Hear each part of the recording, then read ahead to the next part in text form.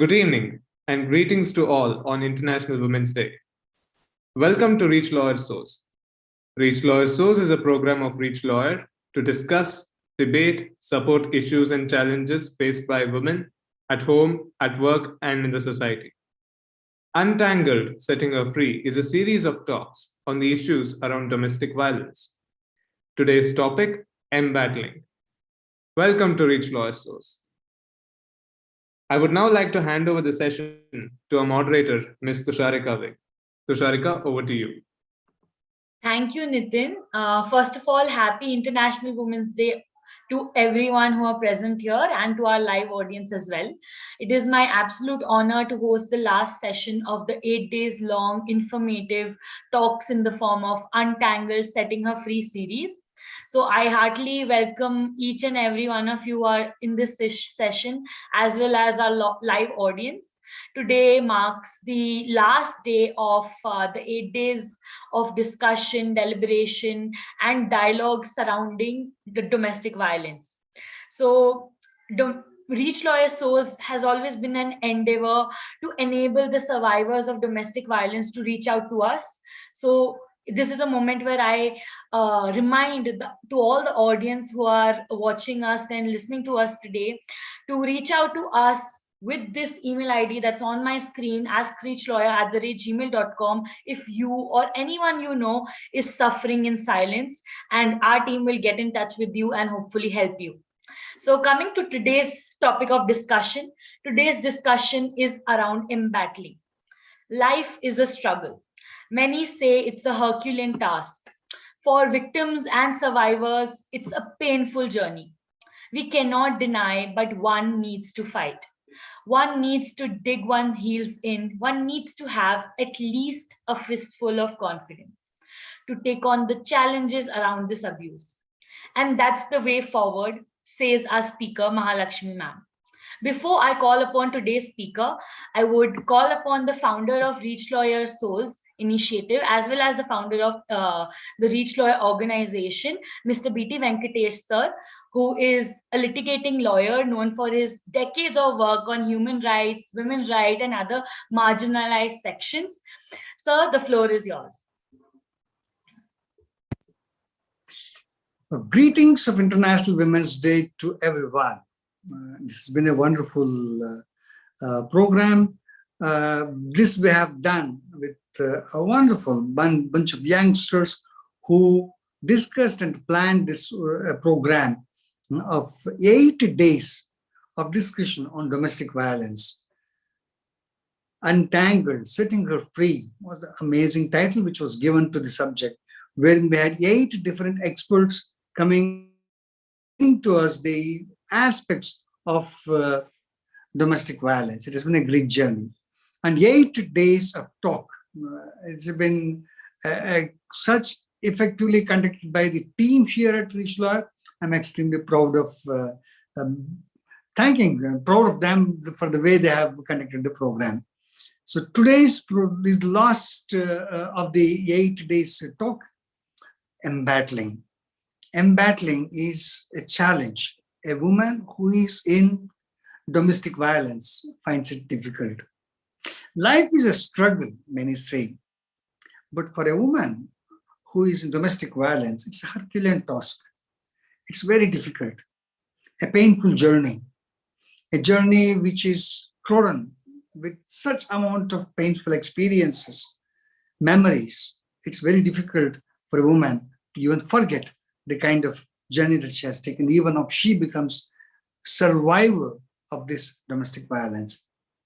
In this journey, in this battle which is required, how are we to do that? How she is supposed to take it? Which are the ways which are available? Is just one litigation, or is the kind of assertion of one's self? In fact, we have been hearing it from the first lecture of Anne Thomas to the yesterday's talk of healing by Bindu Bhatia. We have heard many of these aspects. One aspect that's very crucial is that how one should take this. That's the embattling. That's the challenge. And today we have Mahalakshmi Parthasarathi. So I'll request the moderator to introduce Mahalakshmi and ask her to come and make the presentation. Yes, sir. Welcome, Mahalakshmi. Welcome, Tusharika. Please introduce Mahalakshmi. Yeah. Welcome, ma'am. So our speaker for today, Mahalakshmi Parthasarathi, is a passionate educationalist and an environmentalist with over 2 decades of deep grassroots experiences in the development sector.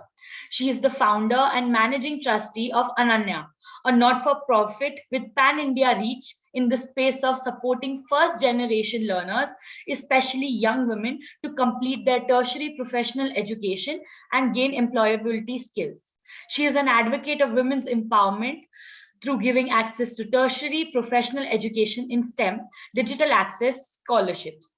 Ananya, an organization founded by her, has reached 6,500 students, first generation learners, particularly women, to get work ready skills and get women in tech jobs. Her diverse areas of expertise is non-profit governance, volunteer leadership, development, conservation, natural resource law, fundraising, and team building. Her credentials go really long, and nothing can comprise of and introduce her better than ma'am herself. So now, without further delay, I would call upon Mahalakshmi ma'am. Ma'am, the floor is yours.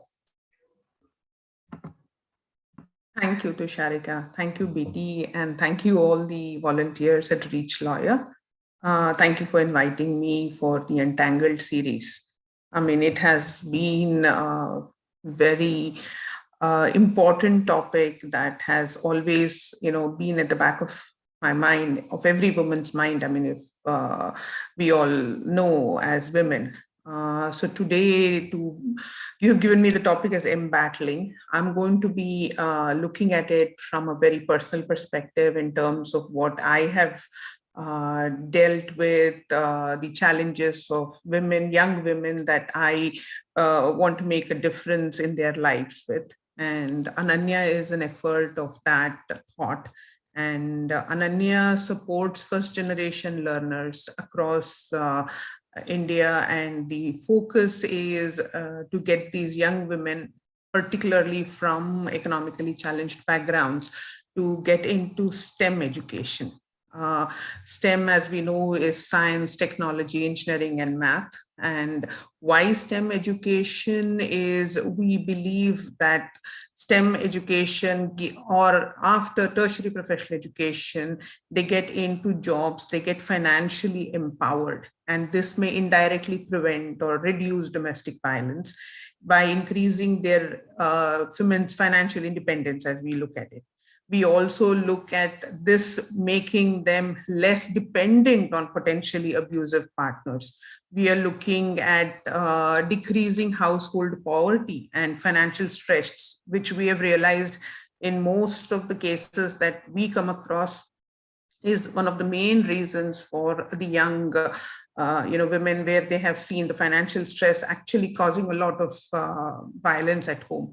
This may help in reductions and discord. We also look at increasing attitudes and beliefs about women as equals once they get into a tertiary professional education, into STEM education, into a job that gives them the financial independence. They increase their gender equity and they reduce the gender inequity.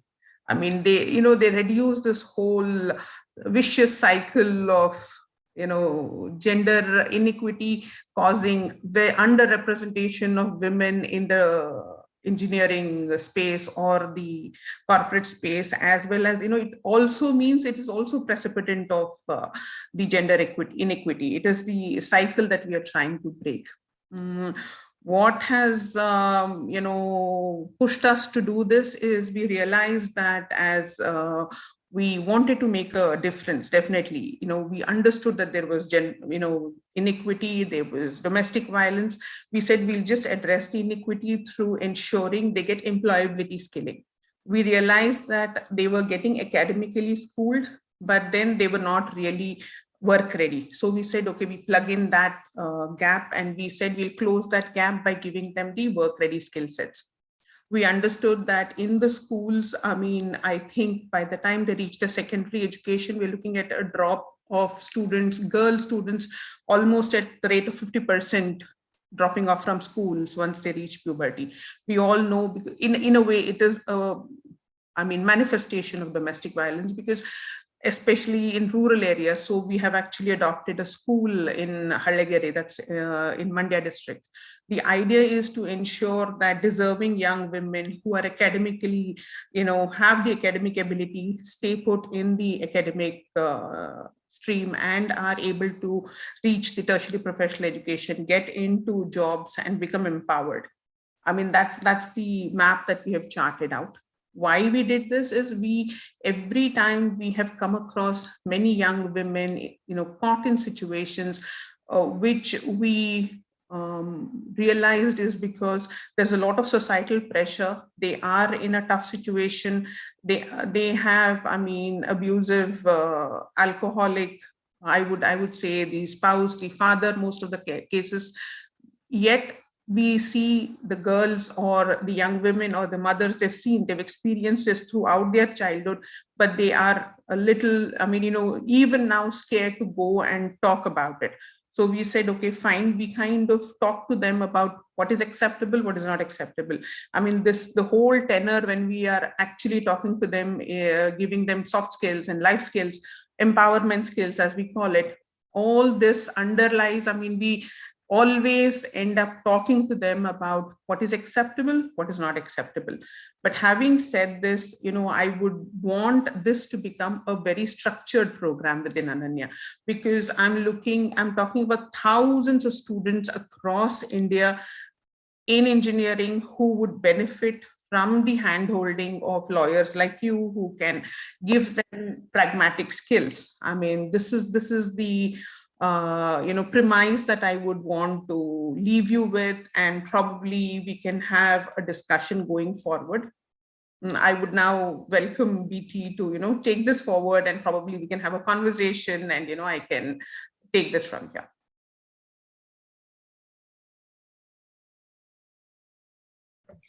Ma'am, so I'll start with a question that I have based on what you spoke about.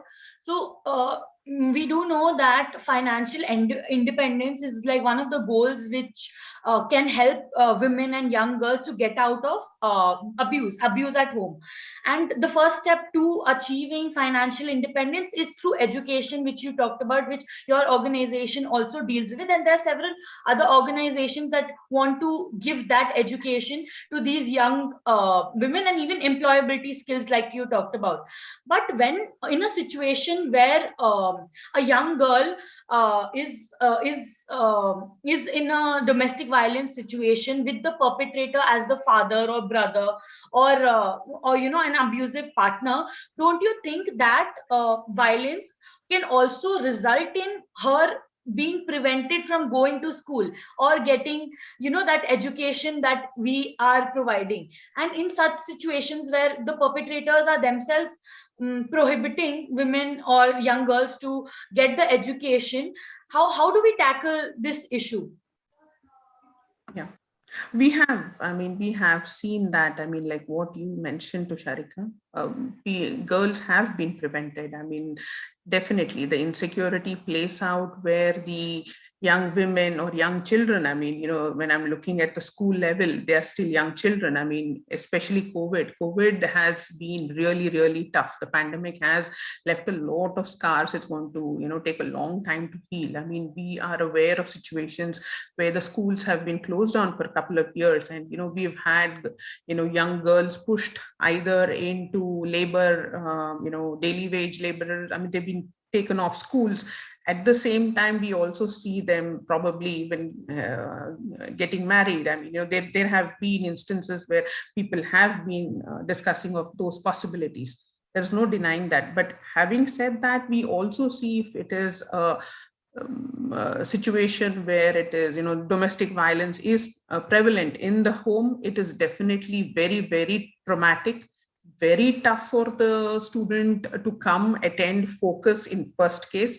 And if at all they're even able to make it, it's going to be very difficult for them to focus. Secondly, we still have students. The first one to actually be drawn out of a school is mostly a young girl, a young student. I mean, if you're looking at a family structure, if there's a young girl who's going out to school, we've invariably found that the young girl is saying, okay, she's anyway going to get married off, and we might as well keep her in. I mean, whatever resources are there are not really, definitely not being stretched for the young girl. I mean, this is it is a pattern that we have seen. I mean, this actually, I would also take a liberty to say that we've also seen this in people who are also working. To become productive, it becomes very, very tough, when you are at a situation at home is very tense, and you are a victim of the violence, and the whole point is you can't really talk about it. The moment you talk about it, you actually get shamed.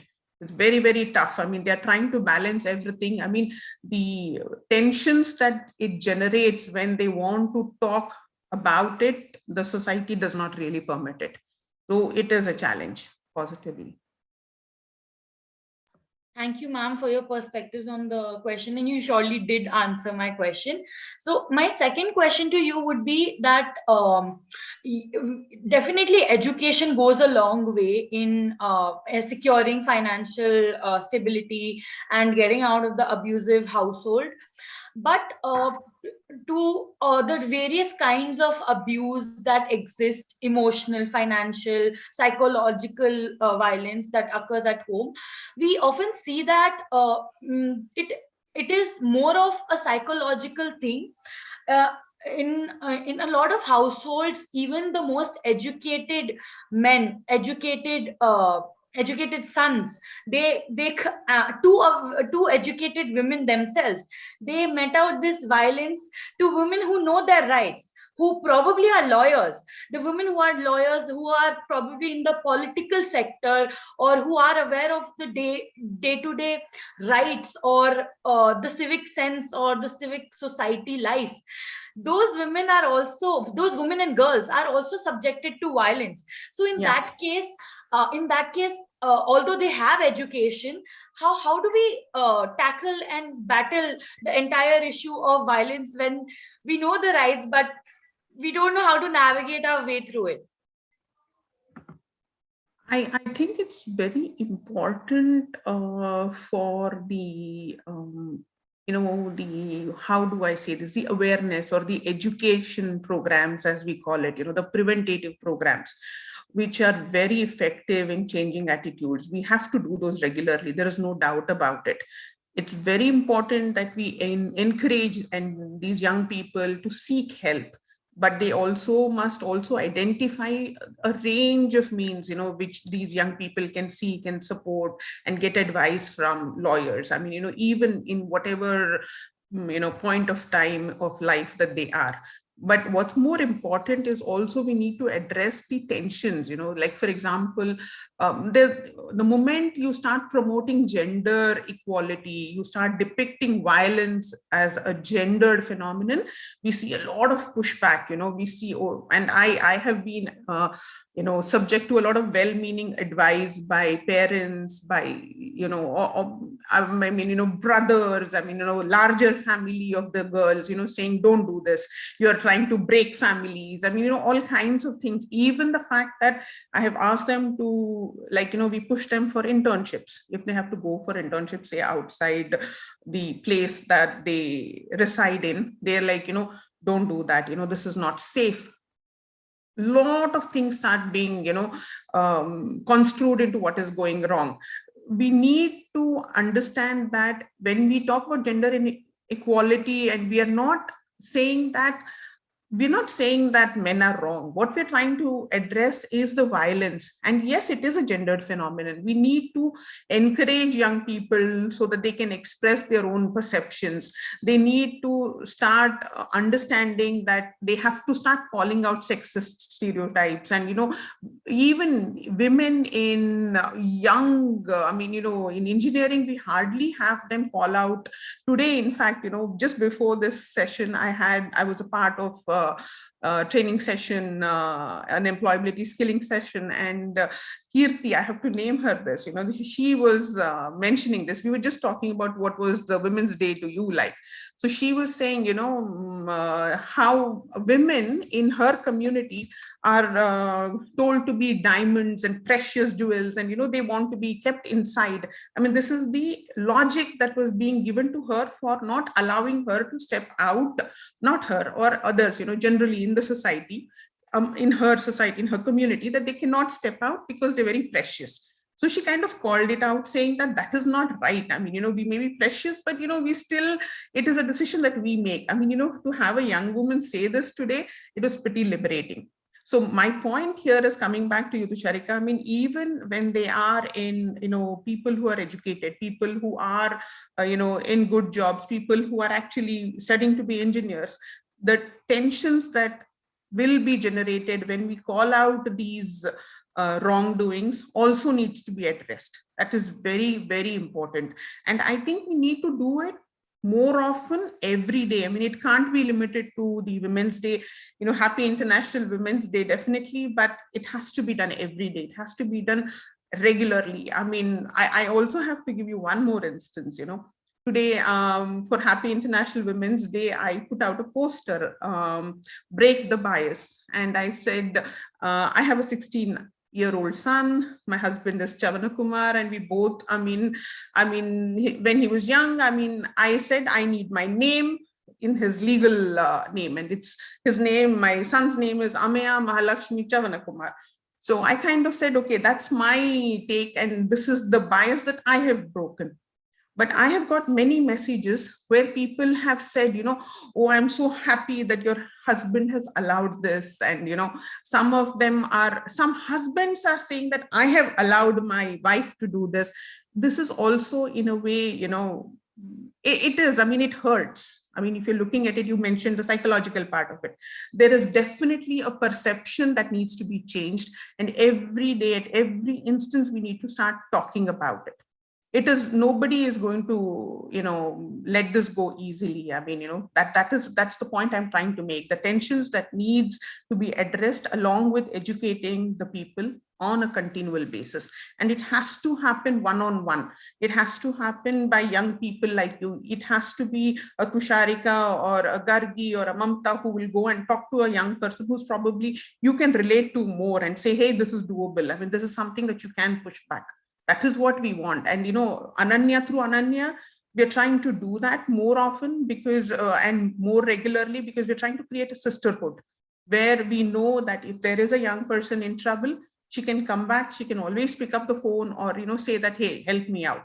This is something that we want to tell out to all the young people out there, Ananyas who are anyway part of the fold.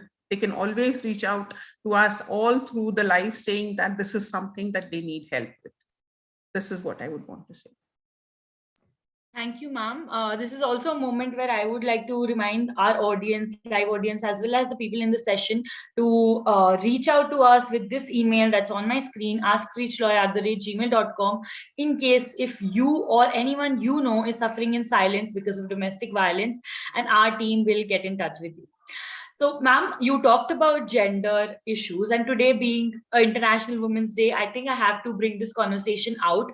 So, when we talk about gender to our colleagues or our peers, or issues of women empowerment and equality, the pushback usually is in form of even men are equally important, right? Like there is this equality versus equity debate that always goes around, and our peers who are educated and even people in higher platforms also, they might bring out these things of even men deserve to be equally respected. Why only women related laws are there, and why is domestic violence or sexual harassment and these laws supporting only women?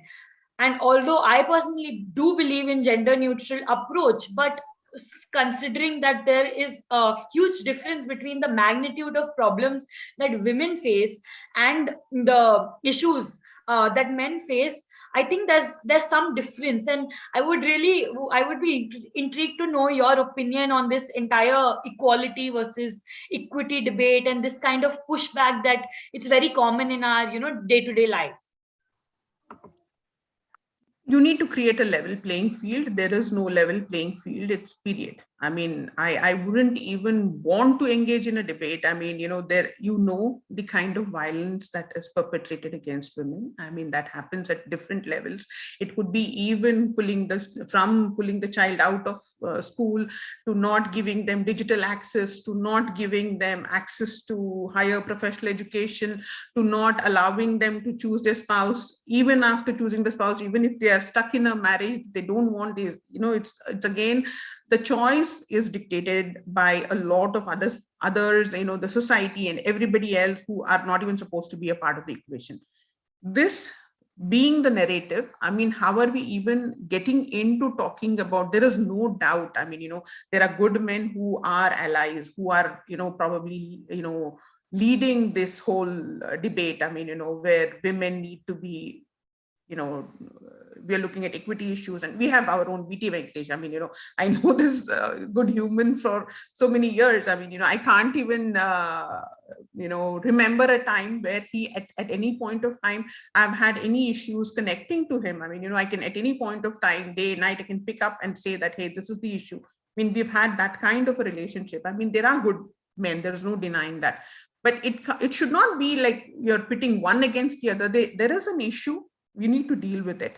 But having said that, you can definitely have good men as allies. I mean, if you are talking about, inequality, it's not pitting one against the other. It's just what the Constitution seeks, what the Constitution demands. I mean, we just stick to that. I don't even want to get into an emotional debate with this. Let's create the level playing field, then let's talk.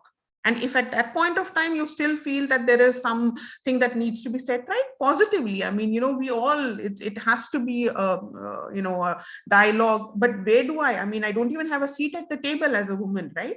That is what I'm seeking. That's all I'm saying. Yes, Tushar.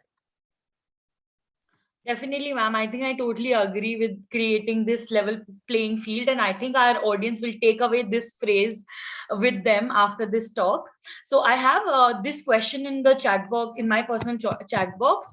So moral and ethics sometimes runs far parallel from the monotonous education system.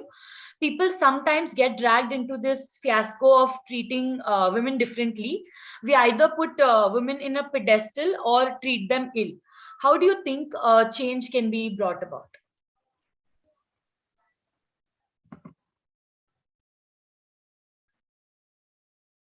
I think it's very important that people respect the law.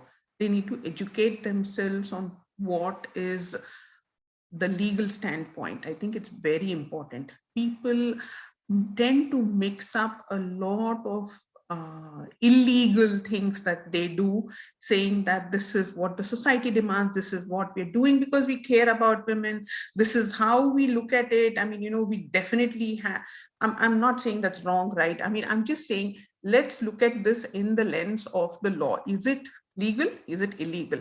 I think it's as simple as that. If it is illegal, it stands to be illegal. I mean, I don't even want to extrapolate beyond this. I mean, moral, gay, nothing. It's just, it is the law. If you think the law is not correct, you go and, change the law. I don't even want to go beyond this. I mean, I'm just going to look at it in the lens of the law. The law states so as of now. The Constitution gives me the right as a woman. I stick to that. It's as simple as that. Thank you, ma'am. So I have another question. So looking at the entire socio-political condition of India, educational condition, historical, and even the behavioral patterns of Indians, and even the policy framework that exists in our country, how do you think we can tackle issues of domestic violence as a society in a long run? Like how do you think the existing laws that we have and even the policies and the general attitude that exists and the interpretation of the law can be made better in the long run to help the women survivors and victims to battle this violence? I think that's where ReachLawyer comes in. It's very, very important that we have, foot soldiers like you, people who are there, present on the net time. Very, very, very crucial, where young people like you who understand the law, who are there to handhold people to make them understand what is acceptable, what is not acceptable. Until that happens, I mean, I don't see this really moving forward. Like, for example, I know of many young people who are going through tough times in their this life right now, yet they're not aware of what their rights are. Even I'm talking about students who are doing their engineering. Even now, I've had people who are from disadvantaged aspirational districts. There was it was very, very sad. Somebody asked me, so if I need to go and lodge a complaint, do I need to make some payment? I mean, she was actually asking like a legal payment. I was like shocked. I'm like, but this is the level of understanding that they have. It comes from there.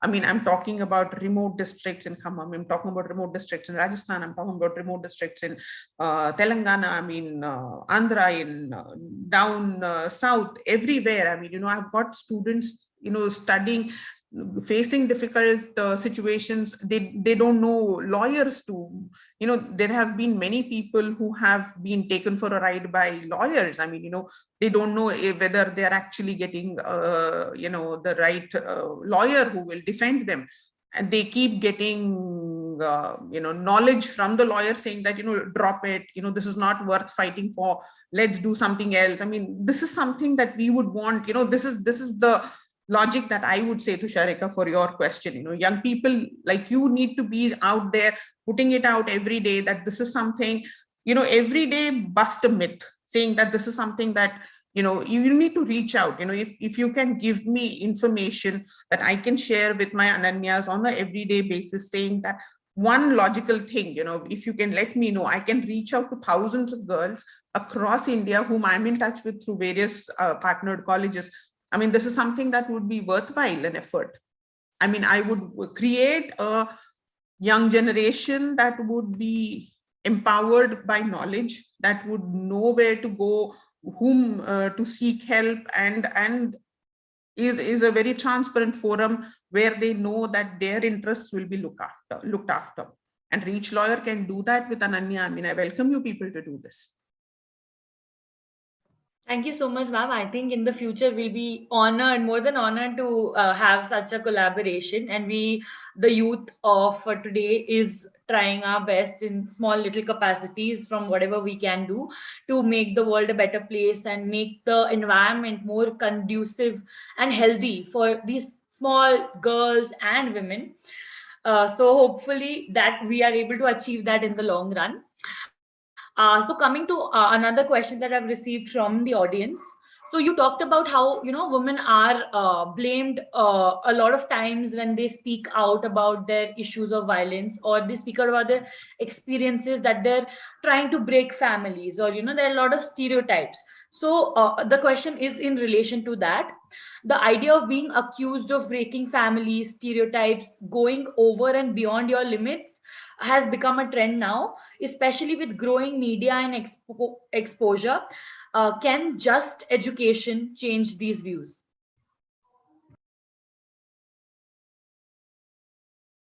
I think it has to be a mix of both education, and the law has to be allowed to take its course. The due process of law has to be allowed, and somebody has to, ensure that if suppose somebody is not allowing a free voice, a voice of a victim shaming is happening, somebody needs to ensure, today, as of today, I mean, if I'm looking at where the challenges lie in, see, let me look at myself, for example. I'm a common person. I mean, if I'm looking at it, if suppose tomorrow I need to go and report, I mean, I'm so phased, I really don't know. First of all, I need to go ahead and say, okay, which is the police station? I go there, I understand this is not my jurisdiction, so what do I do? I mean, these are simple things that kids need to know.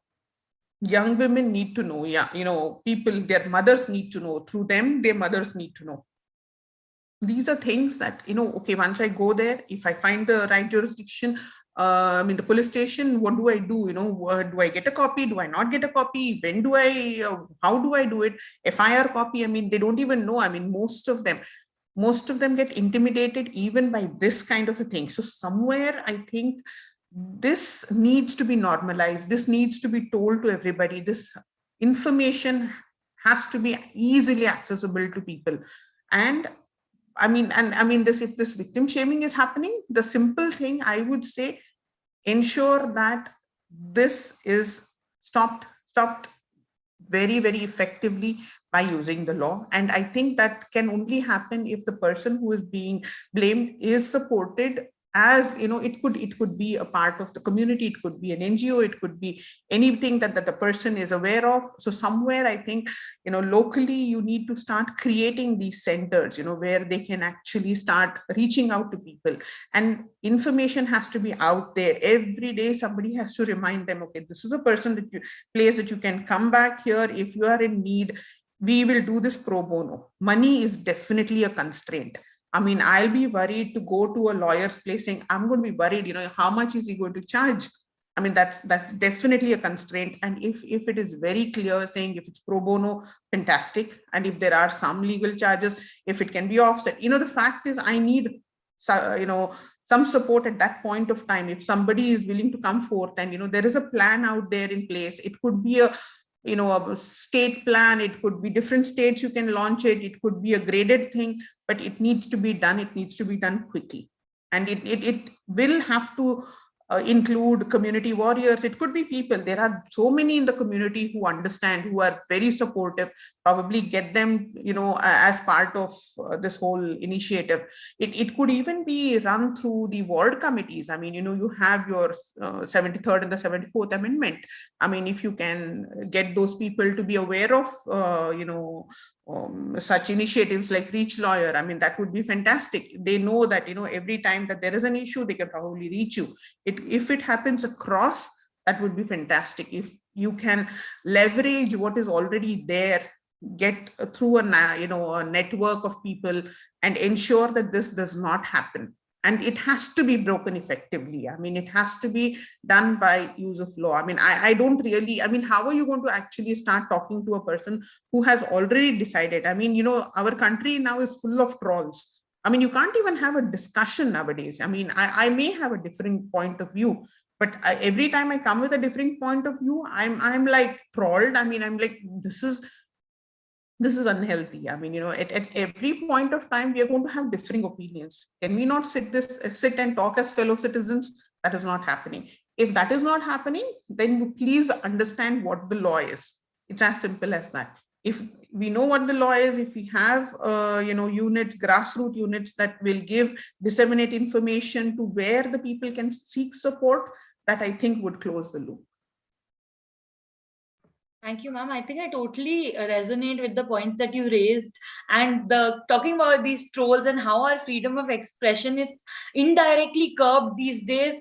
Although it's so ironic because internet is the greatest form to enable and advance the freedom of expression, yet we are kind of in a conundrum that we are not able to say things which we actually feel because of the fear of trolls and other social media agents acting against us. Yeah. So talking about social media and our freedom of expression, in the last few decades, we have seen that the idea of feminism itself, through the social media activism, has taken like a negative toll on the perception of the entire world, I would say, and especially youngsters, because they're not that mature to probably understand the roots of the feminist movement altogether, and they're very deceptive in their opinion with the entire shaming that feminism has achieved in the past few years.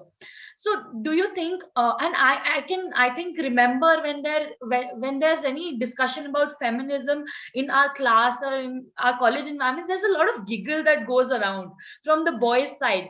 And I actually personally feel very angry. But coming to my question, do you think education systems or a law that mandates a particular kind of education system can solve this, can solve the conundrum or this deceptive behavior of youngsters who are not able to form an opinion about feminism and who are viewing feminism as a bad thing?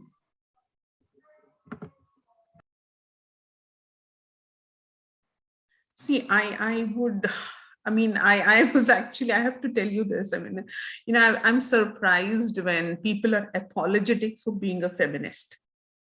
I mean, that is something that I do not understand. I mean, when you start a conversation, oh, I'm sorry, but apologies, I'm a feminist. I mean, this is something that's such a, I mean, it's difficult to comprehend your thought process. What I would again say is, while I respect there are people who may have different ideologies. I mean, pluralism and diversity, this is something that I kind of personally believe in. There are people who also believe in a certain way of life, and you need to also respect that. I'm not denying that. But having said this, why has feminism taken root? I mean, until they really understand, I mean, that's a huge debate. I mean, we don't even want to scrape the surface in this conversation. But if you don't even want to hear my side of the story as a feminist, I mean, I don't think there is much to explore.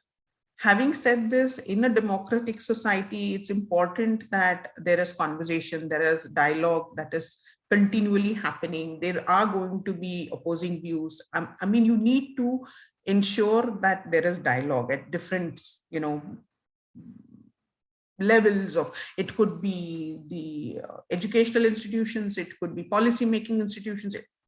I really don't see that happening. I also need to understand, what is the thought process, how they're going to start evolving, is there any thought of evolving the law itself? I mean, I don't, I think probably lawyers like you would be, helping us think through that process.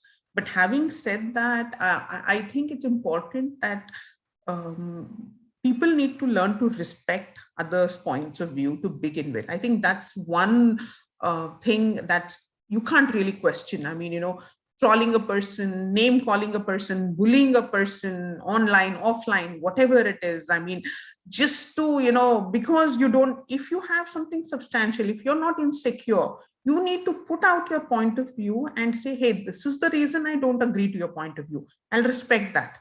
But if you're just going to go with name calling, bullying, and saying that, like, as you said, sniggers in the class, I mean, I definitely don't understand. Obviously, they are feeling insecure. I mean, that's the bottom line. If you're feeling insecure because you don't have anything substantial to go by, hey, that's not my problem. But what I would definitely say is, somewhere this needs to be called out. I mean, this needs to be really, we all have to make an effort as a society, as a community. And I think it's very important a policy can be probably made to ensure that, nice scientific discourses, debates are happening. I mean, COVID was a very, very important, milestone. I mean, we still are living under its shadow. I don't know. I mean, it's very important for us to understand how gendered the impact has been. I mean, COVID, how it has actually really, impacted the women. There is no denying that. I don't think we're even at the stage to even comprehend how it has generally impacted the society and where are the gendered narratives going to be. I mean, when you're talking policy, all this is important. All this has to be taken into account. I think it's very, very important. I mean, education, we've got so many kids who have dropped out of education. There is no denying that. Where is the digital access to education? I mean, how do women in that digital access, where are the women in the narrative? I mean, all these needs to be a part of the policy, document, that a white paper. First, a white paper needs to be brought out, I feel, as an immediate, outcome, or, whatever, say in the next quarter, next 6 months, it could definitely help people understand, especially post-COVID, what has happened. Once that kind of comes out, we actually sit back and say that, how do we deal with it? And of course, your issues of real-time issues. I mean, this just can't be ignored. It happens. This bullying happens, and this is bullying. I mean, there's no other softer term for it. Has to be called out and has to be dealt with. Again, law, whatever it is, And again, by, calling them out and see, probably, making a law that will help them, easily identify, easily tackle with these kind of, issues, that will take out the scientific temper in any discussion, that should not be done. That is the whole that should be the focus of any of, discussion, or any civilized society that we keep claiming that we are a part of. Thank you, ma'am. So we've had all these 8 different discussions since the past 7 days, and which touched upon the myriad aspects of domestic violence from different lenses and intersectional lenses. And I thank you for answering all our questions very in depth and bringing your perspective into it. So I have like one last question for you, which we've asked everyone. So we would just like to get your insights and perspectives on it. So all the speakers have given their perspectives on how do you deal with domestic violence, or how do you battle domestic violence. So we've understood how domestic violence works since past 7 days, but in the real life, mere understanding doesn't work. Is not enough. We need to know how to battle it. So on a personal level, or in your personal capacity of how you've experienced in your organization, you've interacted with girls and women, how do you think one can battle violence at home?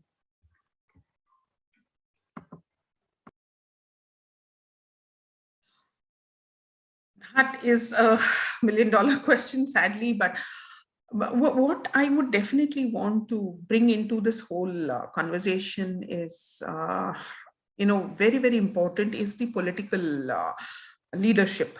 We need to understand that our political leadership does not talk about it, does not,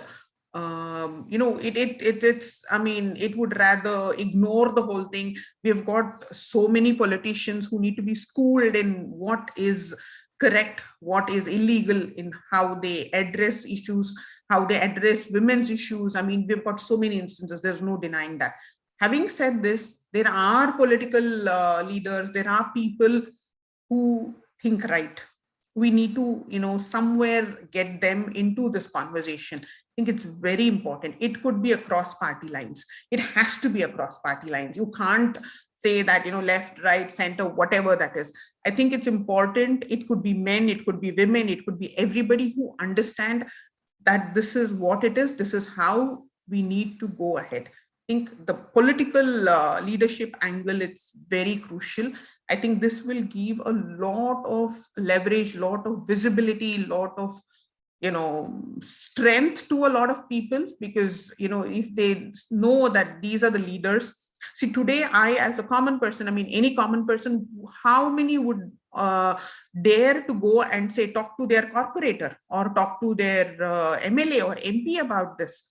I mean, would they even feel, how do I say this? I mean, can they even gather the courage to go and talk about an issue? And why is this happening? I mean, this is something that we really need to address.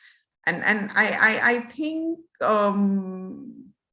this, I think, should kind of open the doors into a larger debate, as a society. And I mean, how do you deal with it? I mean, it has to be an individual action. There is no doubt. There are some women who are willing to kind of, do the long walk alone. There have been, I mean, all of us at some point of time as women would have faced challenges. Some are pretty strong. Some say, okay, fine, we need some support. Some are willing to take it. But I think it has to come from within. I mean, there's no denying this. I mean, as a woman, I'm telling this. I think if we need to kind of say, we need to stop this, I think it has to be a very individualistic action. It has to come from within, that we need to do something about it. How you want to do it, that is something, you can take help, you can get more people involved, but the spark that, yes, enough, nothing, stop, we can't do beyond this, that has to come from within. I think that's something that I always keep telling. I have seen, students who have actually taken that proactive stand. I mean, I have to give you a very truthful, incident. I don't want to name people, but then this young girl, I mean, she's an inspiration. I mean, she was going through tough times. She could not stay at home. So she came one day, I mean, she was crying her heart out. I mean, this happened over and over again. I mean, the least I could do was just hear her out, because I did not want to be putting words in her mouth. Eventually, I did tell her, so what do you want to do? I mean, something that she said, okay, no, enough. I'm going to step out of the home. Of course, everybody told her, you stepping out of the home is going to be a tough call. I mean, today she's on her way to becoming a PhD. I mean, this is something, eventually it was her decision. Yes, I was there. I was there as a sounding board, but eventually it was her. I mean, that is what is important. I mean, who's going to stop it? It has to be only that person. How we will have, I think, people we can even discuss. We can probably have layers built over it. That is something where ReachLawyer and people like you all come in. Ananya can come in to facilitate these linkages. But stop, you will have to. Ma'am, that was an extremely inspiring story that you narrated, and I'm extremely proud of that girl wherever she is. And you definitely gave a very interesting aspect which we hadn't received in the past 7 days of political leadership, and it definitely gave me and hopefully the audience something to think about. So thank you for your insights on the entire topic, and thank you for being the last speaker of today's Untangled Setting Her Free series, and to be the speaker for International Women's Day. So with this, I now call upon the founder of ReachLawyer Sóz, Mr. B.T. Venkatesh, sir. The floor is yours. Thank you, Mahalakshmi. Such a joy listening to you. Thank you. Thank you. Thank you. I have to tell you this before you. I mean, BT, seriously, I mean, you have been, I know you. I mean, you are like a dinosaur. I mean, I know you for so long. I mean, and yet you have, I mean, I have seen you empower and keep on struggling. I mean, it's not easy, day in and day out. I mean, it's something, it's very, very empowering. It's liberating. To even, I know for a fact that, okay, if I have an issue, I can always call up BT, at 2 o'clock in the night. He will be there. I mean, that's very reassuring. It's important. I mean, that is something that I'm looking out for, And I kudos to you. And, it's so nice to see these young people that you've also brought along. Fantastic work. Thank you. Such a joy. We live in a society of doublespeak.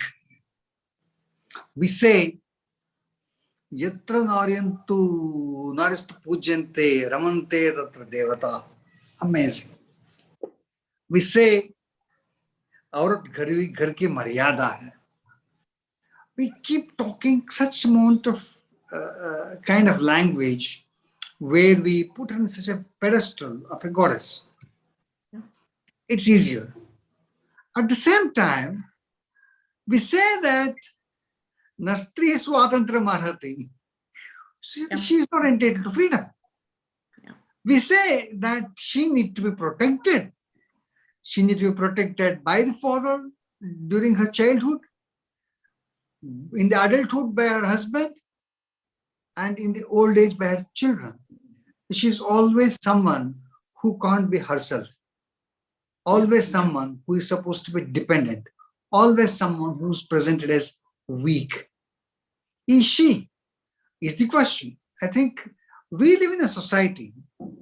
In fact, today, when Mahalakshmi was talking, a very, very clear message was, look, there is something called law. Look, there is something called constitution. Look, there is some concept called equality. So it's the question, those things go so basic to the construct, all these statements that I have made of deifying women or making her woman a chattel, treating her as like chattel, either of these things are not available. Laws comes first. So when you talk in terms of a society which is based on rule of law, what should be? What should be that kind of society? In fact, in the Constituent Assembly, more particularly when the Constitution was being presented to the Constituent Assembly by Dr. Ambedkar, she made things very, very clear how this country would be. This country would be good if you were to have that kind of a personal, everyone putting forward that kind of an effort to ensure that the vision, the aspirations of the Constitution are met or realized. That's the best way. And that's the greatest service that one can do to the society. And that's the duty of everyone.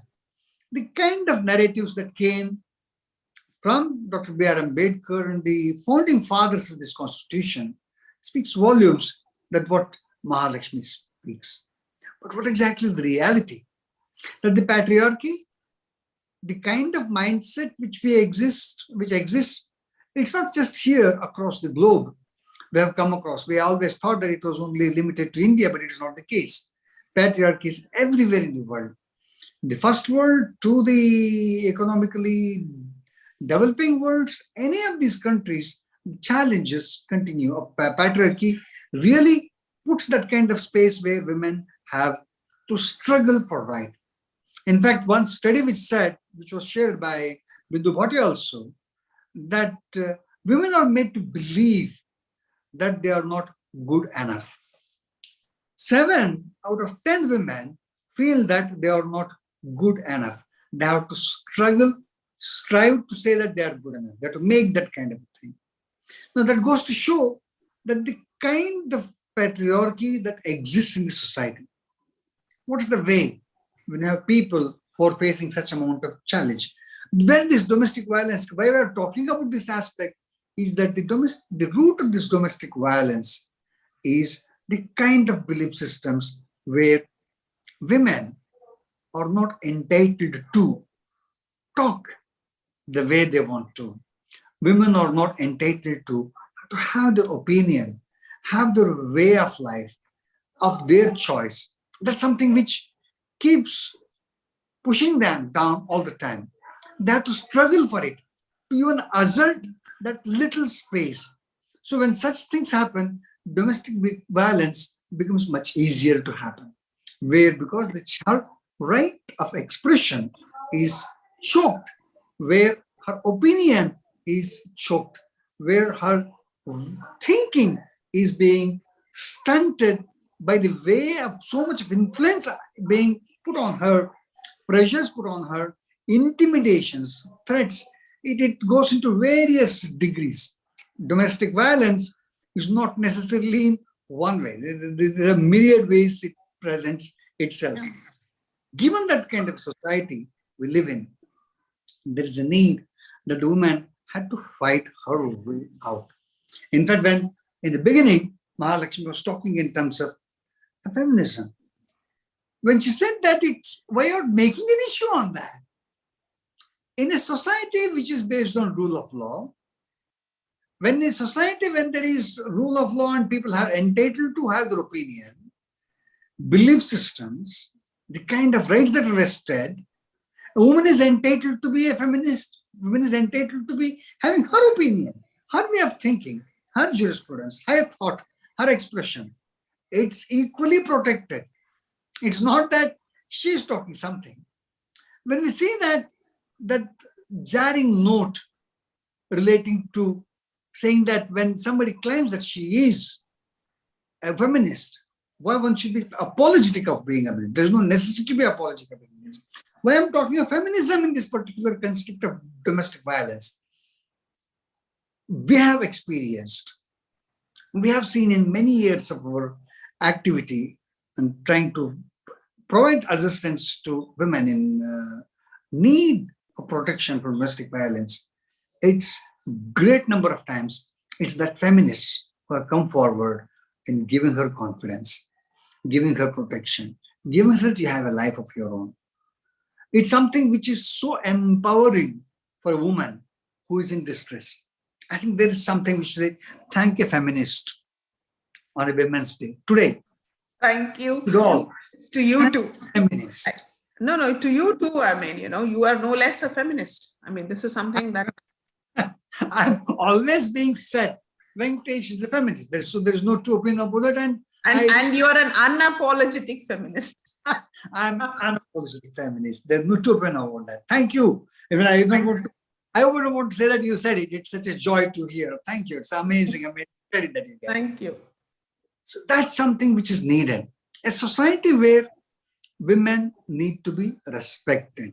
It's not in the nature of deifying her, respecting her as an individual, respecting her as a person having her opinion, respecting her as a person who has choices. Her choices are equally independent and you cannot make a judgment on her choices. It's her choice. Consequences, yes, it's her consequences. You don't have to advise her how it's going to be difficult for you. You're not supposed to do this, you're not supposed to do that. She will know. You can inform her. Informing her is one part, advising her is altogether another part. I think that's somewhere we need to understand the nuance, the difference in this particular aspect is concerned. A woman in domestic violence needs a better understanding of her condition, better understanding of her situation, what exactly the society is. In fact, when Mahalakshmi says, in fact, she is a lawyer. She comes from a very straight thing. That's the law. You can't talk anything other than that. When you talk something right is concerned, right is absolutely existing. It cannot be violated by any, and it cannot be used in any manner to restrict her rights by employing any other kind of discussion. I think that's something which is needed. That should be the kind of message that each and every woman should get to know that yes, she has her own independent existence, that she should know that she has her own right to life the way she wants to live. She has a right to make her choices. She has a right to have her independence. Her independence is her right. It's not something which is granted by somebody. There's nothing called granting of that right. It exists in her person. She is one who is an equal citizen of this country. Once you say she's an equal citizen of this country, she is entitled to equal space in all spheres, at home, at every place. In fact, one of the very interesting aspects which Mahalakshmi said, I would like to reiterate on that, is the need of the political leadership. Yes, it has a responsibility, it's a duty towards these things. We have a duty towards asserting ourselves. So when we say that we are asserting our rights, we say that we are asserting rights for everyone. It's not just men, it's women too, it's children too, it's workers too, it's LGBTQ too, it's marginalized groups too, it's excluded groups too, it's Dalits too, all of them, everyone. I think that's something which need to be the case. All of them need to get that kind of a right.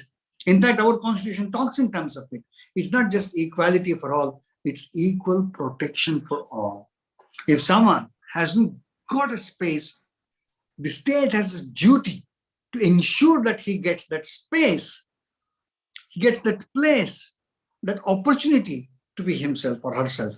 I think when we say that, the law, the constitution does not talk in terms of gender. It's free of gender. There's no possibility of any form of discrimination, says the constitution. So it's a little large. But why, how we continue to have these kind of challenges, despite all these aspects, is that we live in a society which has double speak, which is, we have a state which many a time tries to make law, but the construct of implementation of this law being put into a system where still it has to grow to a level of getting that kind of language which Mahalakshmi speaks. No nonsense, not acceptable. And if you say not acceptable at any point of time, that law goes in, that's it. You cannot come and create a space to say that no, it may not be good for you to do this. The authority has little right on that particular aspect is concerned. It is something that is very, very, very important take today. That's how an embattling a domestic violence and embattling a situation of this nature move for women.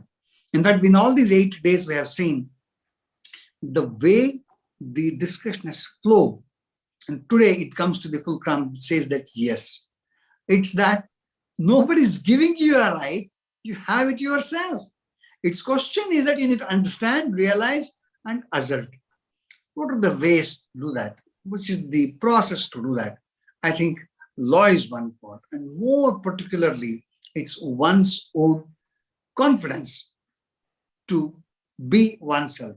I think Anne Thomas said it in the first day, and that was something which was important. On the second day, when I was having a discussion regarding legal rights are concerned, what Mahalakshmi told today, we presented parts of that kind of legal space that's available. When we had discussion earlier on third talk, it was by majority of the younger generation who were here. They spoke the necessity of the society's understanding regarding the same. And the fourth was the more particular, in any case of domestic violence, when there are children, are most affected because they're pushed, they're pulled, they're used by the spouses, and the system has little interest in them, and it just tries to look their possession as property to be shared between two parties. I think where the voice of the child, the right of the child is taken away, and the scars of the child on the child, how that really remain for a longer time, how it impacts the child's psychology and the mind over a period of time, how it shapes its opinion on things. It was amazing discussion presented by Sheila Ramaswamy of NIMHANS.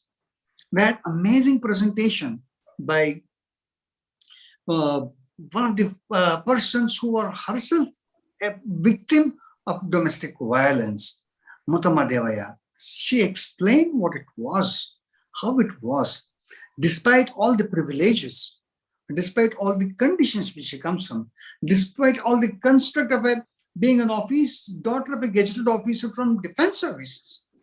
And she had to face so much of a challenge, is something which is really a thing to see that what would be the conditions of women who do not have that kind of privileges, who do not have that kind of conditions, residence-wise, financial-wise, education-wise.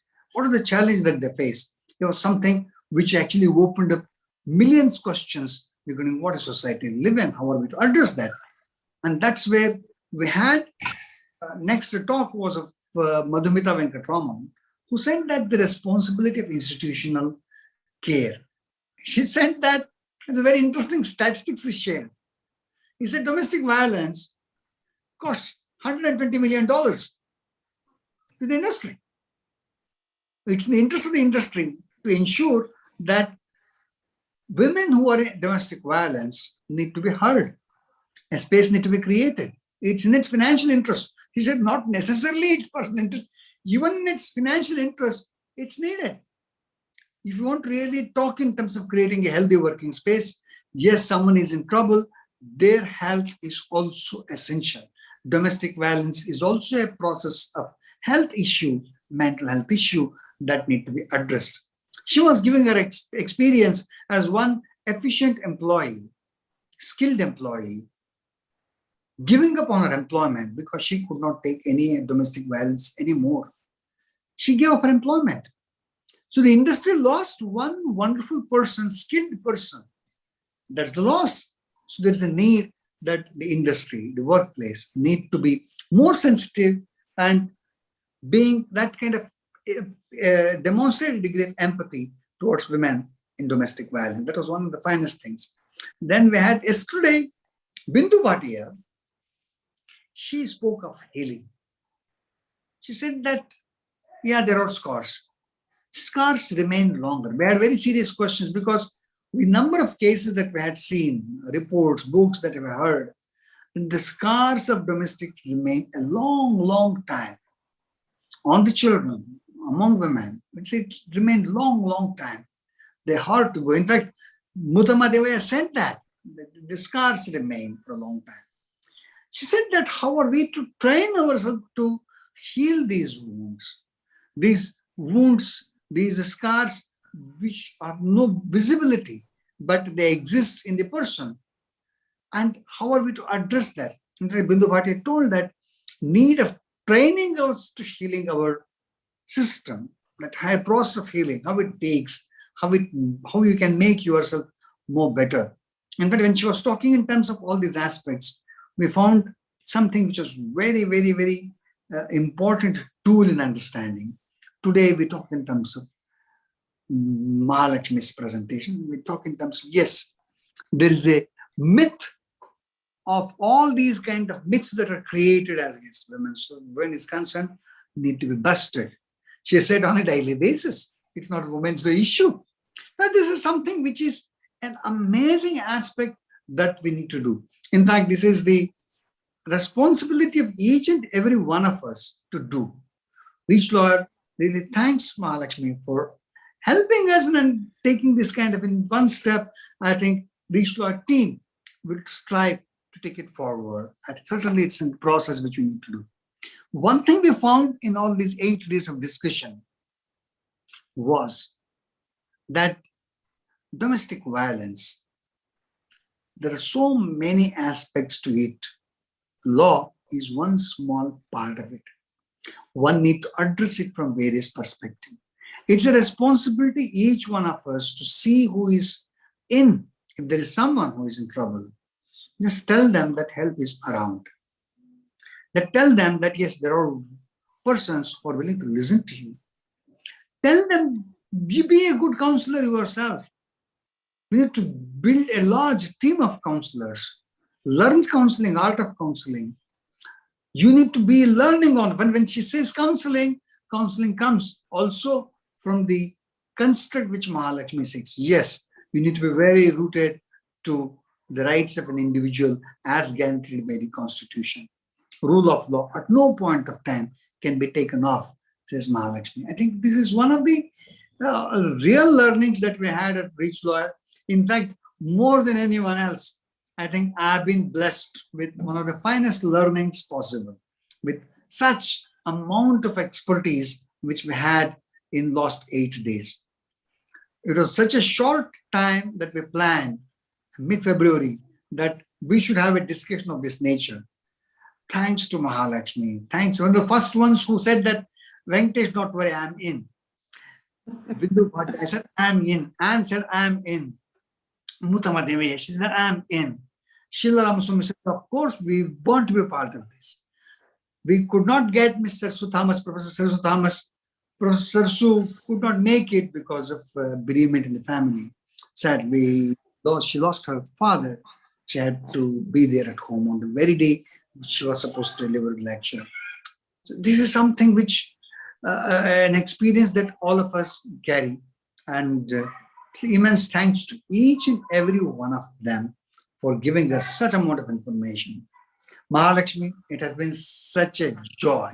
I would want to say this now. Yes. I mean, it's important that you've had this conversation, especially because we're looking at the next generation. I mean, we have millennials, we have post-millennials who, I mean, we need to change the narrative.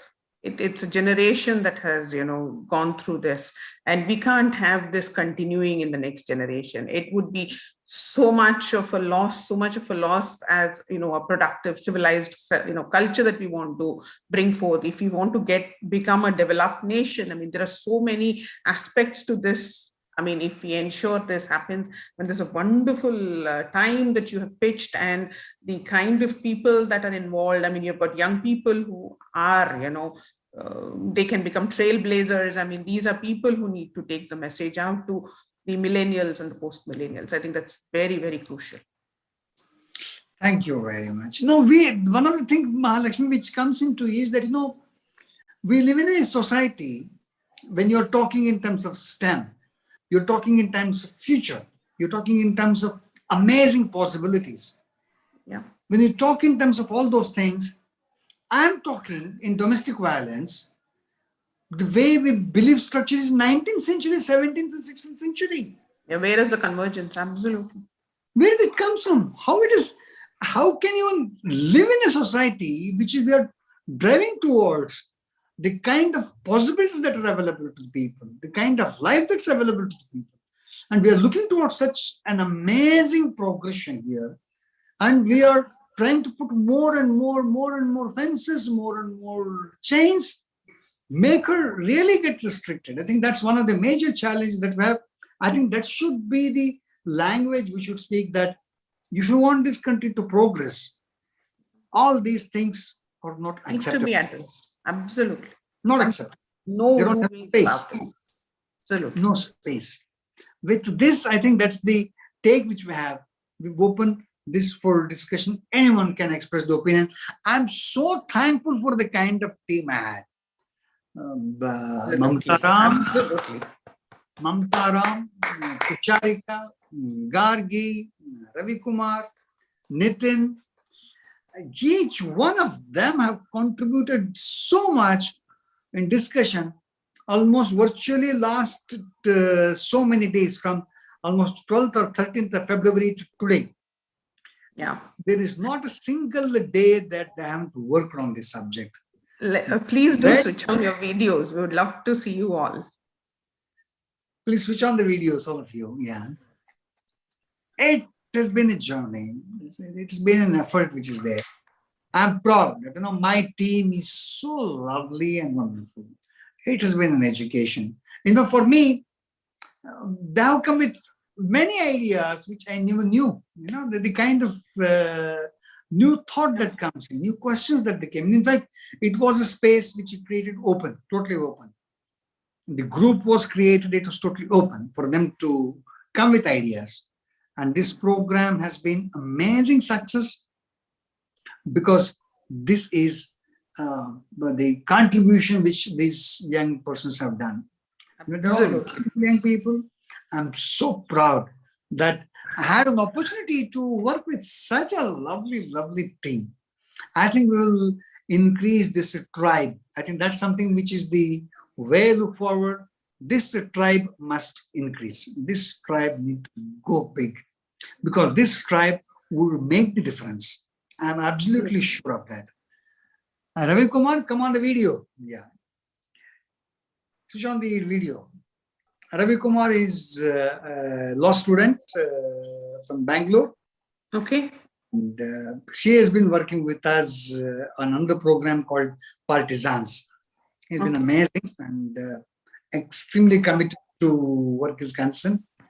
It's lovely. Okay. Wonderful. This is something which I'm having such a joy to share in the team. We will take, this is not the end of the discussion. We feel that we had told in the very first day of the program and today, for me, every day is a Women's Day. Yeah. Every day is a Women's Day. There is nothing called one day in a year. Every day is a Women's Day.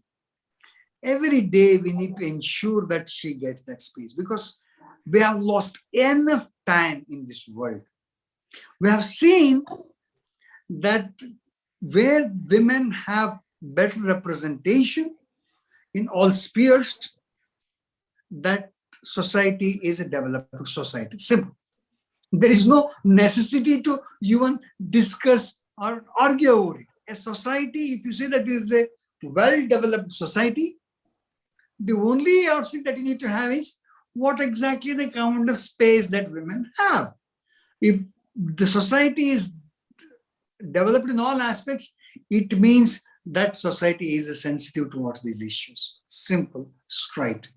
I think that's something which is the space which you need to have with someone like Mahalakshmi, who dreams of India as a society of that nature, a society which is developed, a society where people have wonderful space, is a society where women have all the space, equal space. And what exactly they are in.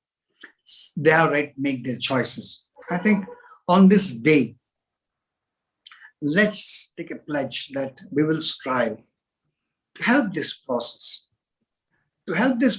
where we can reach out to so many of them, we can create a community of lawyers. We already have a community of lawyers. We increase the community of lawyers, increase the community of listeners, increase the community of counselors, increase the community of the concerned, increase the community which wants to see that every aspect of life of woman gets that space.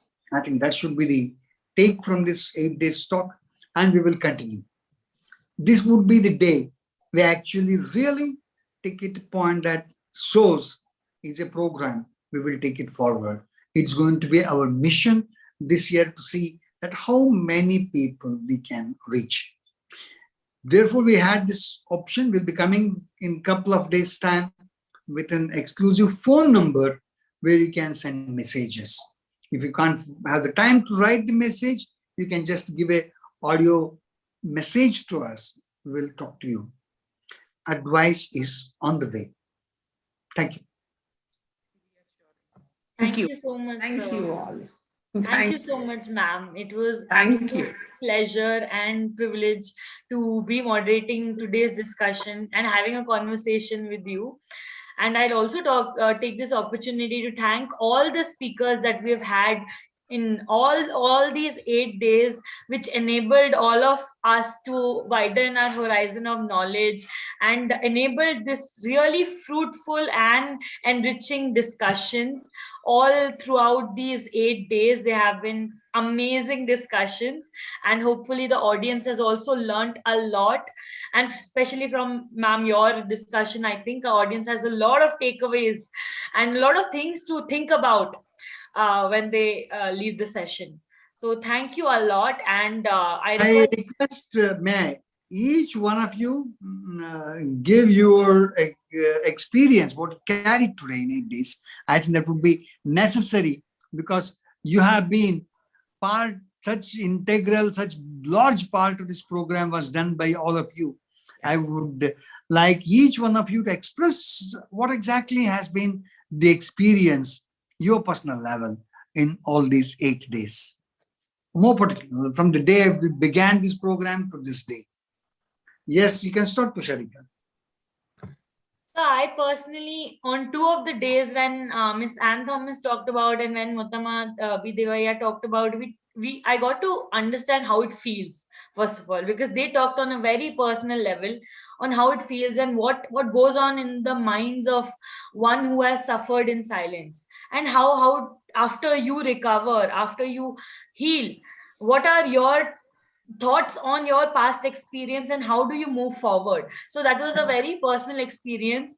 And then moving on to the child aspect, on how children are affected during this entire process, and children are not just affected in the process, sometimes they are the victims themselves, and they don't know what is right or wrong, and they sometimes don't even know what is happening to them.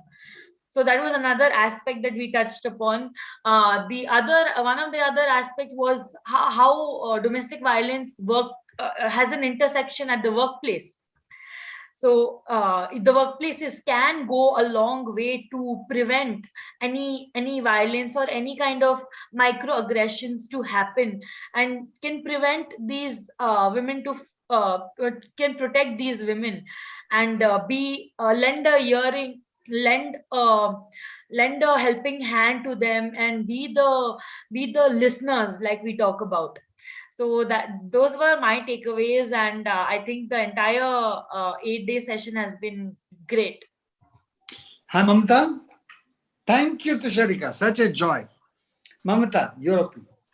Yeah, the whole series, including the 8 days and the process, brainstorming ideas, be it making posters, even the aspect of coming up with bios, and especially when I was shortening and when I was trying to get those bios of each and every speaker, I realized that each of them have achieved such great heights in their own fields, and they're such a role model for us as youngsters, because when we always talk about, even in class as law students, and we have discussions, we talk about changing the world, changing this, but I think the very change that we can bring about is in ourselves. I think this 8-day was not just a journey for ReachLawyer Sóz, but I think all of us individually shaped our ways, especially learning things from different aspects. Not only did we look at, as Tusharika mentioned, just women in households, but also we looked at children and how they are,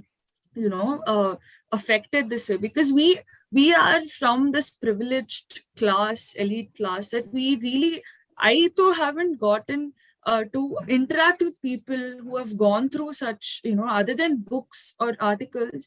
I think at this point of time, when we realize and when we hear such speakers, it is such a wonderful experience. And I would like to thank Venkatesh or Nitin, Gargi, Tusharika for making this journey so well, and it was cooperating and everything. And I thank all the speakers, insightful discussions, and I really like how each and every one of them took their time, answered each our questions patiently. So yeah. Anything? I think Gargi should go first. Yes. Hi, Gargi. First of all, I would like to thank everyone. What I would like to say is, when we think of domestic violence, we look at it as a black and white aspect. But in the 7 days program, each one of the speakers, they brought a different aspect to it.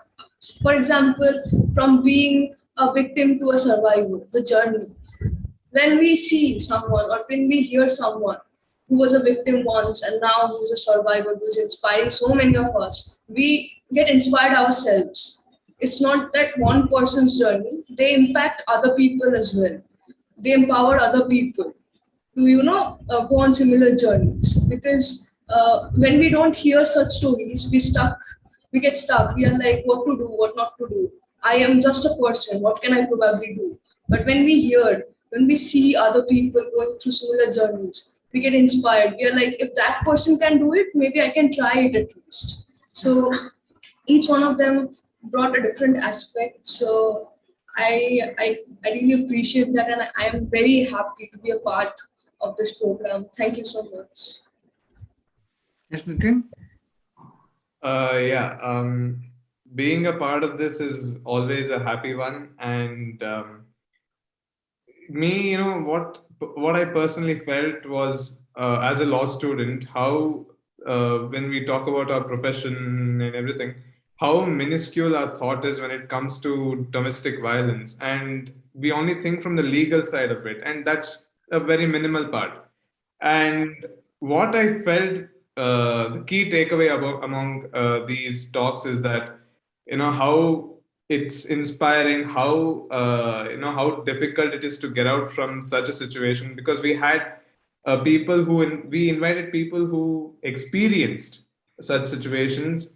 And for me, and I'm sure for all of us who are studying law and who are also lawyers, I think that's the main key takeaway. And it gives it was an eye-opening, is what I felt personally.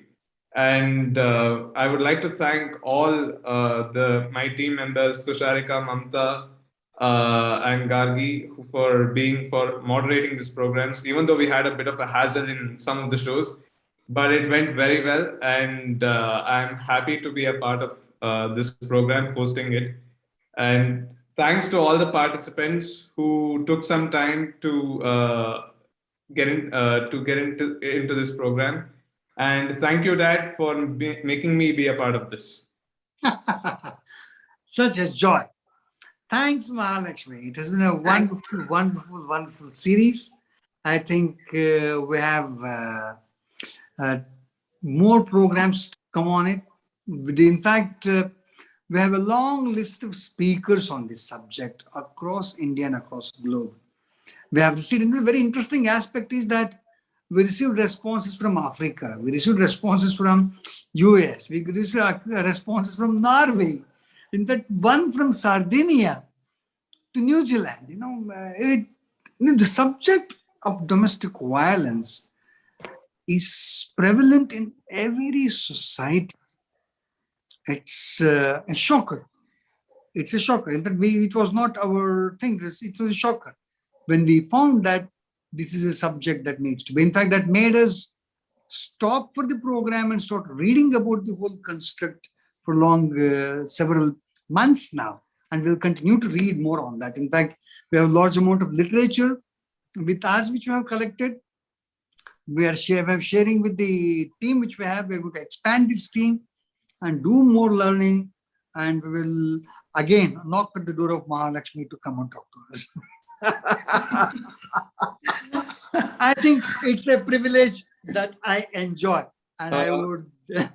I think we need to continue making such programs so that we have a wider reach. Yeah.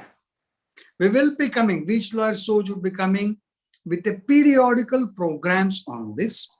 We fix a schedule and we will invite guests on the subject and talk about it.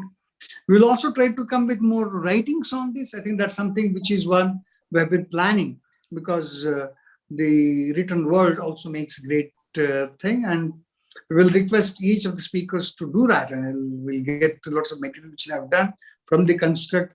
So with their, I know that their busy schedule, we also request that they would make a little note on it. That would be helpful to carry writing which can share with people. There is a need for more literature. There is a need for more hearing. As Bindu said, healing is a process.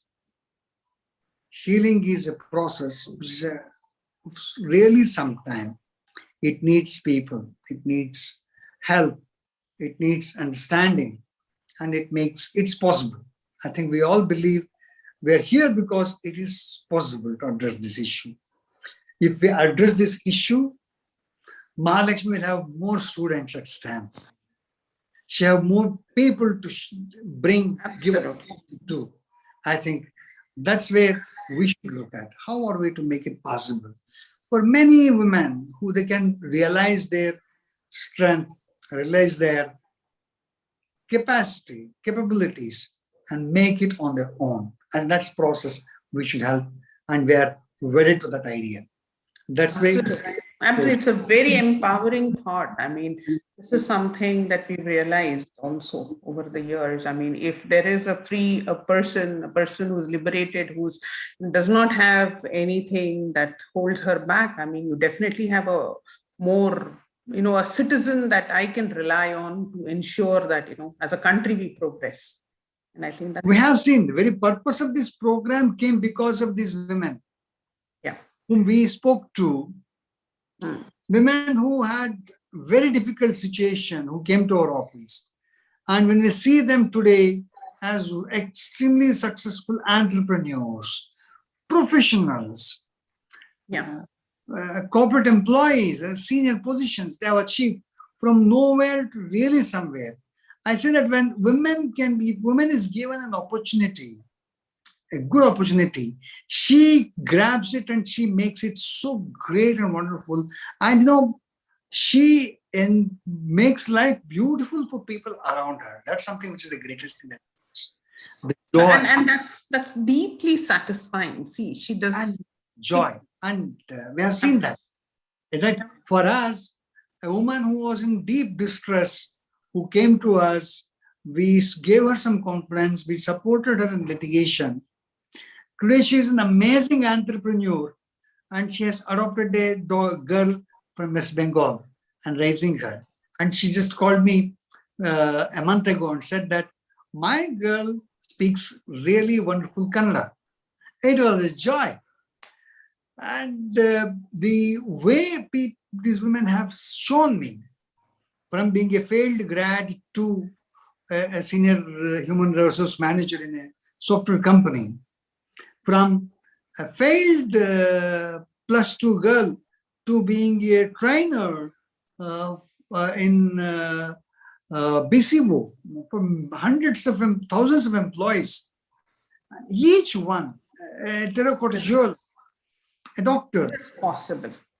It's possible. A doctor who had given up on her life, who had suffered domestic violence for nearly 2 decades, she comes back, takes her scalpel and goes to the hospital to do it. And she is now much loved doctor, a gynecologist. And we have seen that the kind of transformation that's possible given that little space, if a small group can do so much of work, Absolutely. I think if we I- made as a process, I think we Yeah. can achieve much larger Oh, scope. trust me, I can, get this conversation, I think, with young people who would need it, who would benefit it the most. I mean, I would love to take this conversation for them to be a part of this conversation and to feel empowered, to feel, the power of the law, the power of the Constitution, for them to even get a feel of what the possibilities are.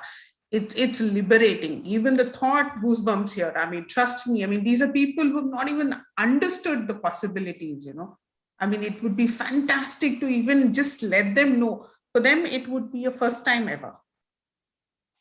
It would be fantastic.